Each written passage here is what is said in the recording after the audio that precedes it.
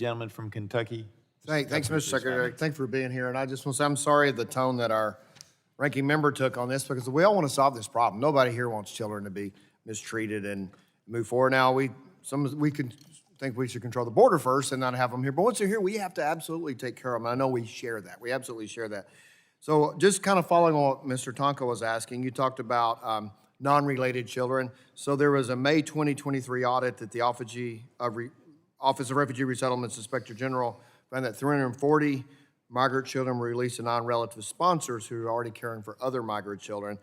And so you talked about you have to do the extra checks if they're not related. And my understanding, the OR must conduct in-depth home studies on sponsors who are sponsoring multiple unrelated children. How frequently does that take place? With a category 1 where we know that there's a parent and we just have to verify the parent, we really don't usually do the home studies. Right, these are the unrelated, have multiple migrants. Well, and Congressman, I want to point out, if we get some kind of click back after a background check where there's something suspicious about the background, even of the parent, we won't let the child go, even if it's a parent, until we can confirm that it's okay.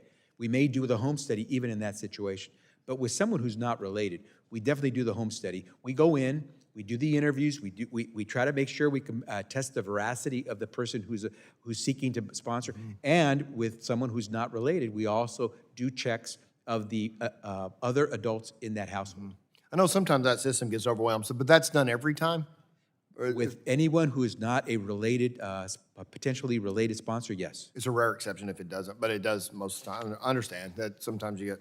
So, so getting back to the labor situation, it's really concerning to all of us. I think I know we're all concerned about it. In February of this year, the Department of Labor found 102 children working in overnight jobs.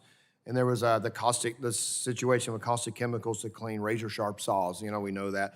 So when that happens, how quickly do you respond? Does your office respond to that? And Congressman, this is the point about all the misunderstanding going on. You all in Congress, when I was in Congress with you, we did, and as Congressman Burgess pointed out, this is, for years, we've had to live with the existing authorities that we have. We can't go to an employer and say, hey, you can't employ this kid. You're violating the law. We don't have the reach, the authorities to go do that. What we can do is try to reach the child and the sponsor and say, how are things going? But as I said earlier, we don't have any ability or requirement to say to that child or sponsor or the employer, get back to us and check in with us. And that's the difficulty here, is our authorities are very limited. If you wish to give us further authorities, we will absolutely work with you towards that. Okay, so we need to debate that, obviously, and so if that's appropriate, we ought to absolutely do that.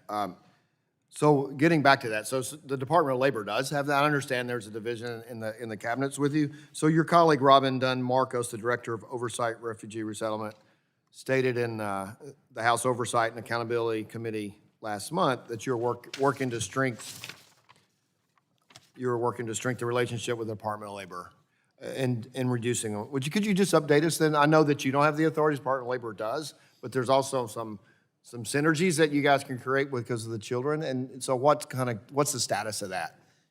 We have expanded the data sharing, and that's sometimes difficult because all that information, especially for children, is very private. So how we can share data, making sure that we don't violate anyone's rights to the information, helps, because if they have sight of a sponsor that we, for example, have found was trying to fraudulently get a child, they may say, hey, that name happens to come up when we do our search, and that helps them do their work. Vice versa, if they give us names of employers who are unscrupulous, if we see that all of a sudden one of those employers happens to be someone who's applying to be a sponsor, it helps us be more cautious. So we're sharing data. We have a memorandum of agreement to work more formalized. We've been doing this for a while, but this means we're trying to do it even more strongly. We're also going through training. We're training some of their folks at DOL to understand how ORR does its work.